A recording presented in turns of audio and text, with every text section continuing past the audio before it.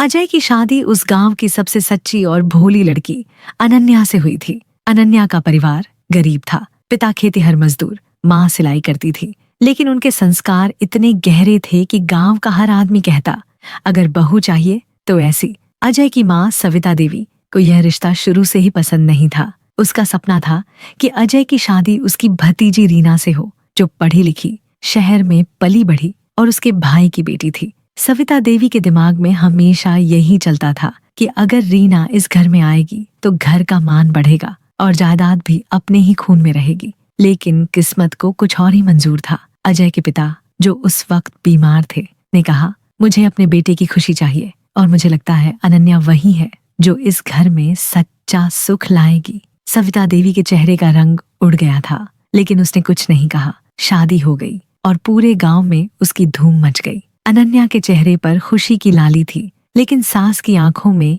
ईर्ष्या और हार का धुआं जल रहा था। शादी के कुछ दिनों तक सब ठीक रहा। अजय और अनन्या की जोड़ी को लोग मिसाल मानते थे। अजय हर सुबह अपनी पत्नी के साथ पूजा करता और अनन्या हर दिन सास के पैर छूकर आशीर्वाद लेती। लेकिन सविता देवी का दिल मानो पत्थर था। वो हर मुस्कुराहट में शक, हर आदर में चाल ढूंढती। उसे लगता, ये लड़की मेरे बेटे को मुझसे छीन रही है। धीरे धीरे उसने घर की हवा बदलनी शुरू की। अगर अनन्या थोड़ा देर से रोटी बनाए तो कहती, मेरे जमाने में बहुएं सुबह सूरज से पहले उठ जाती थीं। ये तो आलसी निकली। अगर अनन्या किसी काम में गलती करे तो पूरे घर के सामने अपमान करती। गरीब खानदान की यही औकात होती है बेटा, मैंने तुझे कहा था ना, इससे शादी मत करना। अजय कई बार बीच बचाव करने की कोशिश करता, लेकिन हर बार सविता देवी उसे भावनात्मक ब्लैकमेल करती। तू अपनी माँ की बात छोड़ेगा किसी पराई औरत के लिए? और अजय, जो अपनी माँ के आगे कभी सिर नहीं उठाता था, बस चुप रह जाता। अनन्या के मन में धीरे धीरे दर्द का समंदर भरने लगा था, लेकिन वो हर आंसू के पीछे एक उम्मीद रखती थी। शायद एक दिन माँ जी मुझे अपनी बेटी मान लेंगी। उसे क्या पता था, उस घर में वो कभी बेटी नहीं, सिर्फ दोष मानी जाएगी। एक दिन सविता देवी के मन में एक नई आग उठी। उसने तय किया कि अब वो इस लड़की की जगह अपने घर में अपनी भतीजी को ही लाएगी। वो सोचती रही, अगर अनन्या खुद यहाँ से चली जाए तो मेरा बेटा बिना बोले मान जाएगा। उसने षड्यंत्र का जाल बुनना शुरू कर दिया। घर की नौकरानी को पैसे देकर बोली, अनन्या पर नजर रखना, वो किससे बात करती है, कहाँ जाती है। अगले ही दिन उसने अजय के सामने कहा, तेरी बीवी को कल शाम किसी मर्द से बात करते देखा है। अजय ने हैरानी से पूछा, कौन? सविता ने कहा, वो ही नौकर जो दूध लाता है, वही। दरवाजे के पास कुछ मिनट खड़ी थी। मुझे सब दिखा। अजय के चेहरे पर विश्वास और गुस्सा एक साथ आया। उसने अनन्या से पूछा, तुम किसी से मिलने बाहर क्यों गई थी? अनन्या ने कहा, माँ जी ने ही कहा था दूध वाले से पैसे दे आओ। लेकिन अजय अब माँ की बातों में डूब चुका था। सविता देवी ने धीरे से कहा, बेटा, मैंने तुझे जन्म दिया है, मैं झूठ क्यों बोलूंगी? और वो वाक्य जैसे अजय के कानों में झर की तरह उतर गया। धीरे धीरे सविता देवी की चालें और गहरी होती गई। वो पड़ोस में झूठी बातें फैलाने लगी। मेरी बहू तो दिन में किस किस से हंसकर बात करती है, भगवान ही बचाए। समाज की जुबान औरत के खिलाफ ज्यादा तेज चलती है। और धीरे धीरे वो झूठ सच्चाई की तरह फैल गया। अनन्या की आंखों में सवाल थे, लेकिन जवाब कोई नहीं था। अजय ने अब उस पर भरोसा करना छोड़ दिया था। वो उससे बात भी कम करता और कई बार गुस्से में घर से बाहर चला जाता। अनन्या को अब वो घर काटने लगा था, लेकिन वो एक बात हमेशा कहती, मैंने अगर गलती की है तो भगवान मुझे सजा दे। लेकिन माँ जी, आप क्यों झूठ बोल रही हैं? सविता देवी हर बार बस मुस्कुराती और कहती, क्योंकि झूठ अगर घर बचाने के लिए बोला जाए तो पाप नहीं होता। उसे नहीं पता था कि वही झूठ एक दिन उसके घर को राख में बदल देगा। और यहीं से कहानी की असली त्रासदी शुरू होती है। वो औरत जिसने अपनी बहू के प्यार को धोखे का नाम दिया, अब अपने ही झूठ की नींव पर साम्राज्य खड़ा कर रही थी। वो नहीं जानती थी कि किस्मत उस नींव की हर ईंट गिन रही है और एक दिन जब वक्त लौटेगा तो उसी की बनाई आग में वो खुद जल जाएगी। घर की हवा बदल चुकी थी। अब वो आंगन जहाँ पहले तुलसी का दिया जलता था, वहाँ हर सुबह सविता देवी की चीखें गूंजती थीं। अनन्या, ये रोटी जलाकर रख दी तूने? तो जैसी औरत ने तो इस घर का सत्यानाश कर दिया। पड़ोसी दीवार के पार से सुनते थे और सिर हिलाकर कहते, कितनी बदतमीज बहू निकली, बेचारी सास की क्या हालत कर रखी है। अनन्या चुप रहती थी। उसकी आंखों में आंसू होते, पर आवाज नहीं। वो जानती थी अब अगर उसने कुछ कहा तो वही उसके खिलाफ हथियार बन जाएगा। अजय दफ्तर जाता तो सास पीछे से उसके दिमाग में झर घोल देती। बेटा, तेरी बीवी तुझे धोखा दे रही है, मैंने अपनी आंखों से देखा है। अजय हैरान होता, लेकिन माँ के सामने चुप रह जाता। धीरे धीरे उसकी आंखों से प्यार का रंग मिटने लगा। घर में अब बातों की जगह शक था, हंसी की जगह झगड़ा। सविता देवी ने अनन्या को पूरी तरह अकेला कर दिया था, रिश्तेदारों से भी कटवा दिया ताकि कोई उसे सच्चाई बताने की हिम्मत न करे। वो झूठ बोलती, झूठ फैलाती और झूठ पर अपनी इज्जत का महल बनाती जाती। लेकिन असली वार अब भी बाकी था। उसने तय किया कि अब अनन्या को सिर्फ बदनाम नहीं करना, बल्कि इस घर से हमेशा के लिए निकालना है। उसने एक दिन नकली सबूतों की योजना बनाई। घर की अलमारी में जायदाद के पुराने कागज रखे थे, वही जिसमें अजय के पिता ने अपनी वसीयत बनाई थी। सविता देवी ने रात में धीरे धीरे उन फाइलों में फेरबदल किया और अनन्या के नाम के नकली साइन लगवाए, जैसे उसने गुप्त रूप से संपत्ति हड़पने की कोशिश की हो।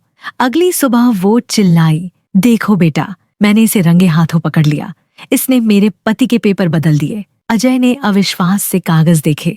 अनन्या कांप रही थी, रो रही थी। मैंने नहीं किया माँ जी, कसम से नहीं किया। लेकिन सविता देवी ने नाटक ऐसा रचा कि सबको उस पर यकीन हो गया। बेटा देख, इसने कैसे हमारे घर की इज्जत बेच दी। पहले मेरे नौकर से बातें करती थी, अब हमारे नाम की जायदाद पर हाथ डाल रही है। समाज में औरत के लिए सबसे बड़ी सजा चरित्रहीन कहलाना है, और वो कलंक अब अनन्या के माथे पर ठप्पे की तरह चिपक गया था। वो चीखती रही, अजय मुझ पर भरोसा करो। लेकिन अजय की आंखों में अब वो प्यार नहीं था, बस गुस्सा और शर्म थी। उसने चिल्लाकर कहा, तूने मेरे भरोसे को तोड़ दिया। अनन्या, निकल जा मेरे घर से। सविता देवी की मुस्कान उस वक्त किसी शैतान की तरह चमकी और उसने झूठ को भगवान की तरह पूज लिया। अनन्या की गोद में उस वक्त 2 महीने का जीवन पल रहा था।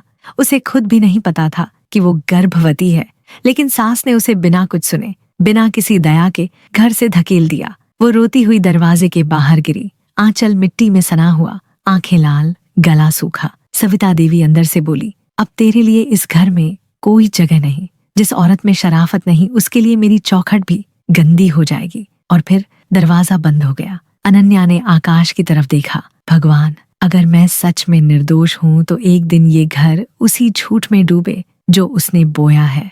हवा में उसका वाक्य गूंजा और दरवाजे के पीछे सविता देवी की हंसी सुनाई दी। उस दिन एक निर्दोष बहू घर से निकली थी और उसी दिन एक माँ ने अपने घर से बरकत निकाल दी थी। झूठ जीत गया था, मगर वक्त की किताब में उसका हिसाब पहले ही लिखा जा चुका था। बस अब उस हिसाब को खुलने में कुछ दिन बाकी थे। बरसात की वो रात आज भी अनन्या के जहन में जिंदा थी।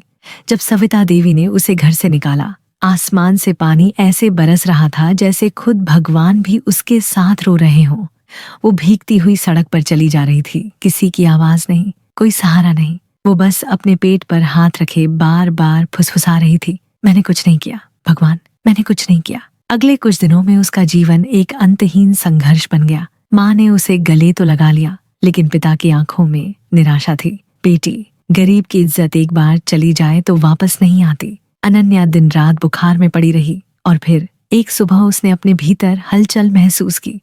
उसे एहसास हुआ कि वो गर्भवती है। उसकी आंखों से आंसू बह निकले, दुख और मातृत्व दोनों के। वो बोली, अगर यह बच्चा मेरी कोख में आया है तो इसका जन्म सच की गवाही बनेगा। महीनों बाद बिना किसी डॉक्टर, बिना किसी मदद के अनन्या ने एक छोटे से घर में अपने बेटे को जन्म दिया। उसने उसका नाम रखा आरव, जिसका मतलब होता है शांत, पर भीतर से गूंजता हुआ स्वर। वो बच्चे को देखकर रो पड़ी, बेटा तू ही मेरी सच्चाई है, तू ही मेरा अस्तित्व। दिन गुजरते गए और अनन्या की दुनिया सिर्फ उस बच्चे तक सिमट गई। वो सुबह लकड़ी बीनने जंगल जाती, दोपहर में बर्तन मांजती और रात को आरव को गोद में लेकर कहानियां सुनाती।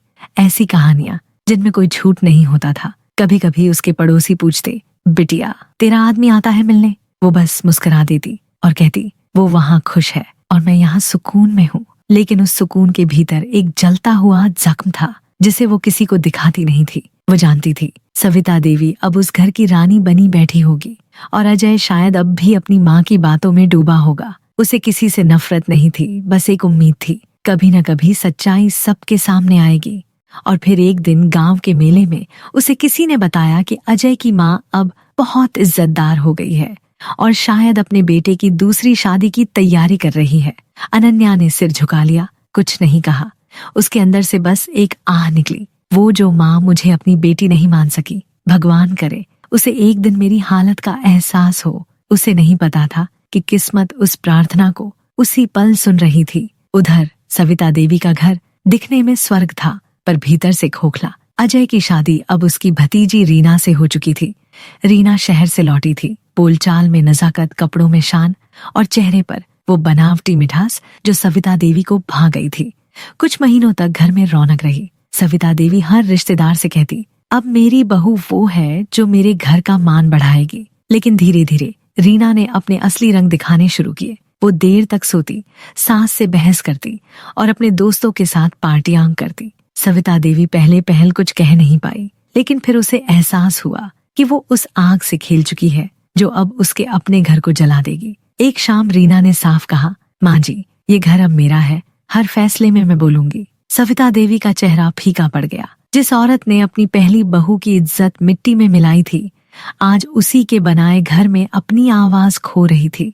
और जब वो रात को भगवान के सामने दीपक जलाने बैठी तो दिया हवा से नहीं, पछतावे से बुझ गया। शादी के कुछ ही महीनों बाद सविता देवी को एहसास होने लगा कि रीना वैसी नहीं है जैसी वो सोचती थी। जो बहू पहले उसकी बातों पर मुस्कुराती थी, अब उसकी हर बात में कमी निकालने लगी।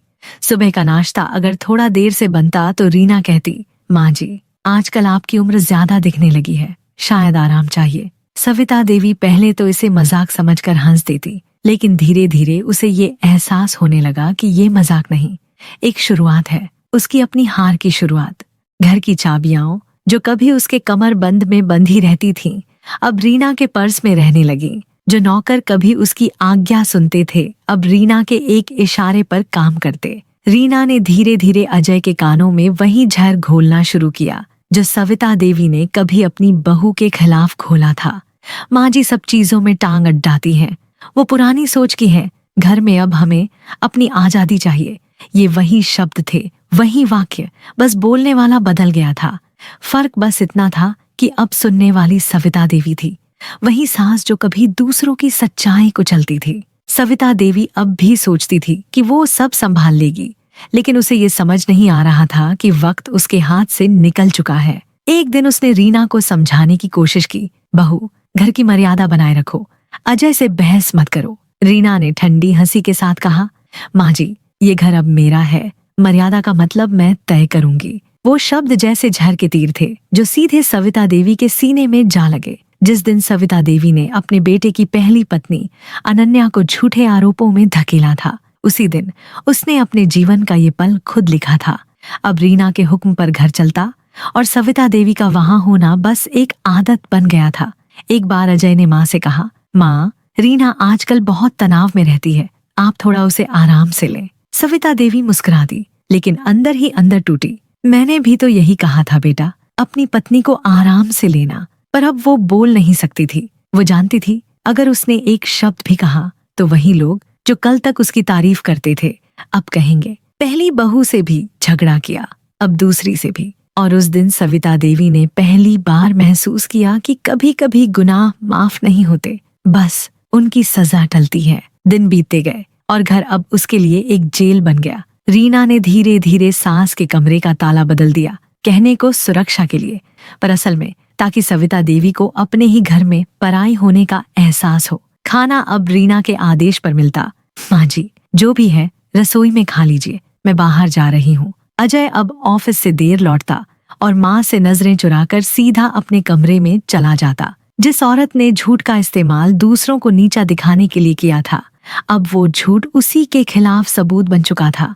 रात में जब वो भगवान के आगे दीपक जलाने बैठती तो उसके हाथ कांपते। वो फुसफुसाती, भगवान, अगर मैंने किसी के साथ अन्याय किया है तो अब उस दर्द का स्वाद मुझे भी दे दो, लेकिन मेरे बेटे को माफ कर देना। लेकिन ऊपर से कोई जवाब नहीं आता। हवा बस इतना कहती, तेरी माँ का सिंदूर अब उस बहू की लाश से लाल है जिसे तूने झूठ में जला दिया। और सविता देवी हर रात वही सुनती, जैसे हर ईंट, हर दीवार, हर सन्नाटा उसे उसके पाप गिना रहा हो। अब सविता देवी का घर बदल चुका था। दीवारें वही थीं, पर आवाजें बदल गई थीं।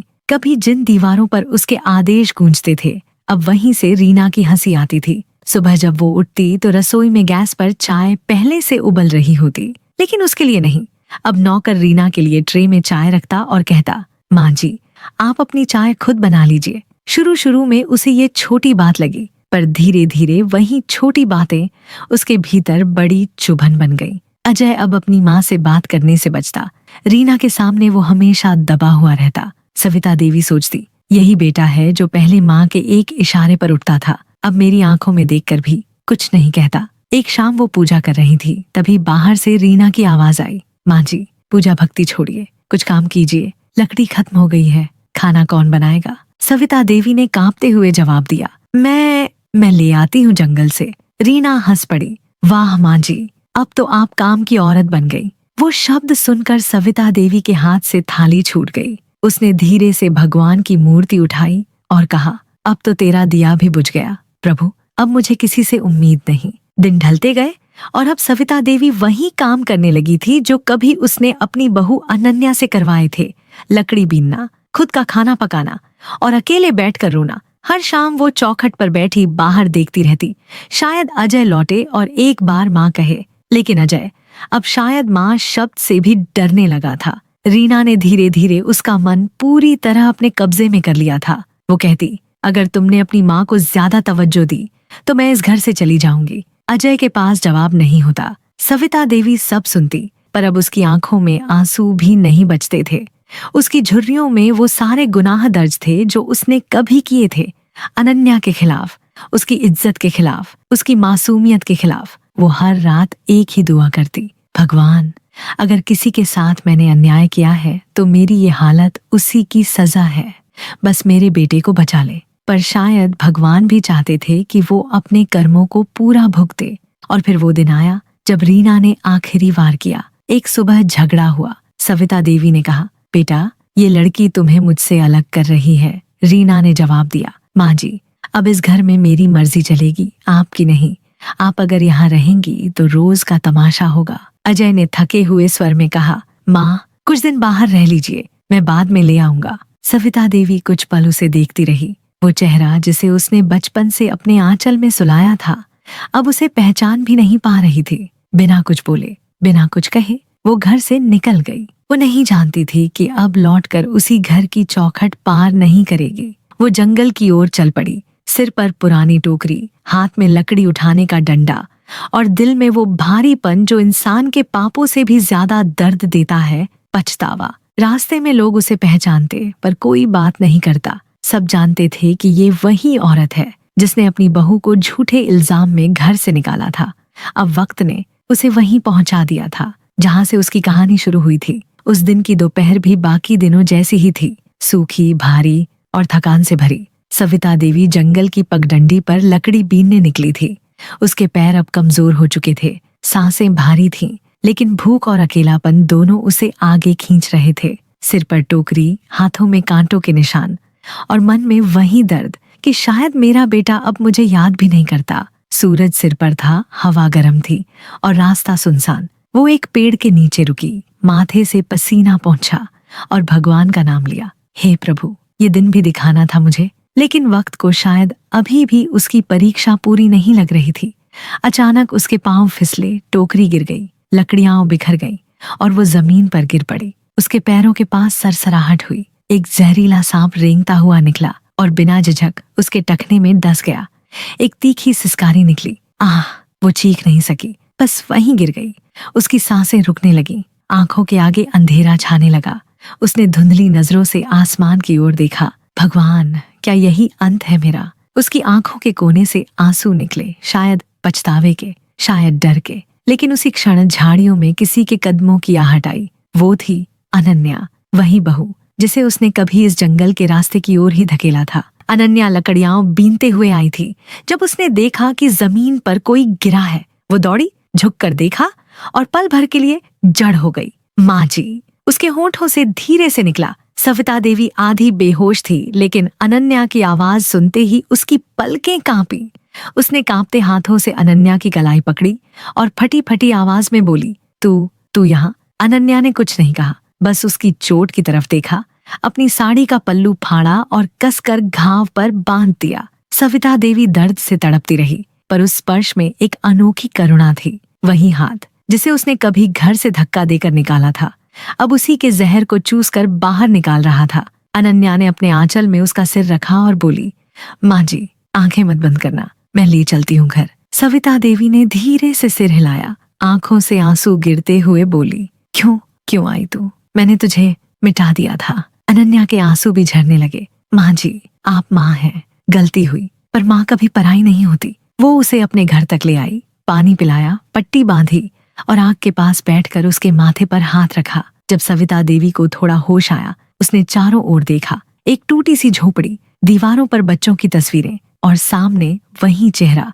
जो कभी उसके लिए नफरत का पर्याय था। वो बोली, अनन्या, तूने मुझे बचाया जबकि मैंने तेरे जीवन को जलाया था। अनन्या चुप थी। उसने धीरे से कहा, मैंने भगवान से कहा था माँ जी, जो दर्द आपने दिया वो आपको समझ आए, पर जब वो दिन आया मैं आपको मरने नहीं दे सकती थी। सविता देवी की आंखों में अपराध का समंदर था।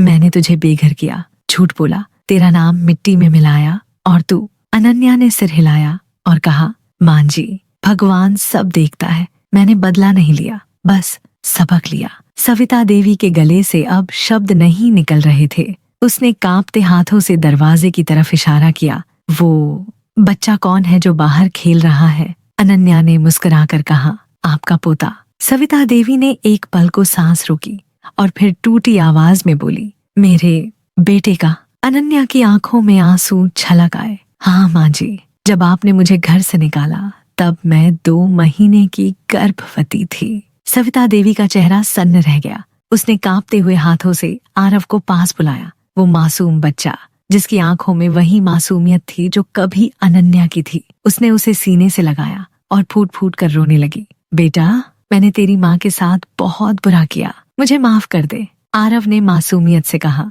दादी, माफ कर दिया। सविता देवी ने ऊपर देखा, जैसे भगवान से कहना चाहती हो, अब मुझे ले लो। उसकी सांसें धीमी पड़ने लगी। अनन्या ने उसका सिर अपनी गोद में रखा, बोली, माँ जी, अब मत बोलिए, आराम कीजिए। लेकिन सविता देवी बोली, नहीं, एक बात कहनी है। उसने आखिरी बार आंखें खोली, बोली, तेरे जैसे लोग भगवान के होते हैं, मैं इंसान नहीं थी, तूने मुझे इंसान बना दिया। और फिर उसकी आंखें हमेशा के लिए बंद हो गईं। अनन्या कुछ पल उसे देखती रही, फिर धीरे से बोली, माँ जी, अब देर हो चुकी है। जो जख्म आपने दिए वो शायद कभी नहीं भरेंगे, लेकिन मैंने आपको माफ कर दिया। बाहर बारिश शुरू हो गई थी। हवा में गीली मिट्टी की खुशबू घुली थी, वही मिट्टी जिसमें झूठ भी गले लग गया था और सच्चाई भी। सुबह का आसमान धूसर था, हवा में एक अजीब सी ठंडक थी। अनन्या के छोटे से घर के बाहर लोग इकट्ठा थे, वही गांव के लोग जिन्होंने कभी उसके बारे में झूठी बातें फैलाई थीं, अब उसी की छत के नीचे एक औरत की चिता सजाने में मदद कर रहे थे। वो औरत थी सविता देवी, जिसके जीवन ने झूठ और घमंड का साम्राज्य बनाया था और जो अंत में अपनी ही गलती की राख बनकर रह गई। अनन्या सफेद साड़ी में खड़ी थी, आंखों में आंसू थे, लेकिन उनमें अब दर्द नहीं था, बस शांति। आरव उसकी गोद में था, चुपचाप अपनी दादी की देह को देख रहा था। गांव की औरतें फुसफुसा रही थीं, देखो, यही है वो बहू जिसे घर से निकाल दिया गया था, और आज वही बहू उस औरत का अंतिम संस्कार कर रही है। अनन्या ने धीरे से लकड़ी का एक टुकड़ा उठाया और आग में रखा। उसने आंखें बंद की और बोली, माँ जी, अब सब खत्म हो गया, लेकिन आपका पाप नहीं, वो सबक बनकर रह गया। जैसे ही चिता में आग लगी, धुआं आसमान की ओर उठने लगा, मानो सविता देवी का अभिमान अब हवा में घुल रहा हो। अनन्या की आंखों से आंसू टपके, पर उसके चेहरे पर वही सुकून था जो किसी ने बुरा सहकर भी अच्छा किया हो। तभी पीछे से किसी ने उसका नाम पुकारा, अनन्या।